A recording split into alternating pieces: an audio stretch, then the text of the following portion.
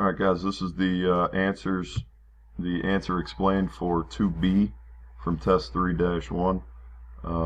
So here we're looking at this particular triangle. It's basically just a combination of two 30, 60, 90s. So to go back to what we talked about in class, these relationships exist for 30, 60, 90s right here. The shortest side, if we call that x, we know that the hypotenuse is going to be twice the length of that short side, and this side opposite the 60-degree angle is going to be whatever the short side is times root 3. So we need to use those rules a couple different times in solving this particular problem. So let's go ahead and get started here.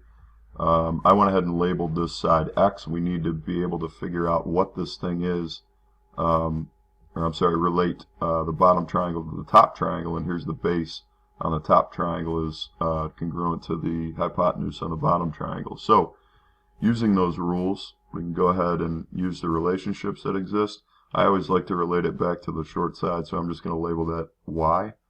So using that 30, 60, 90, I know that 32 is going to be equal to whatever the short side is times root 3.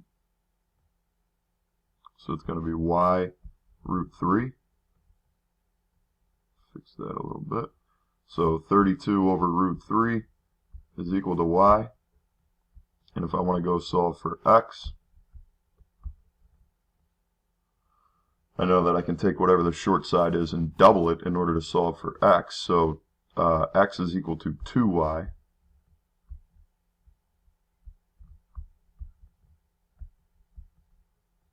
Which is going to be equal to 64 over root 3. Alright, so I now have an expression for x.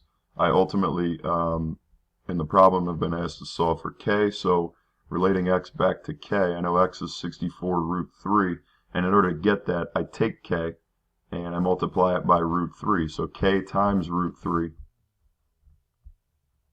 is equal to x in this case, or 64 over root 3.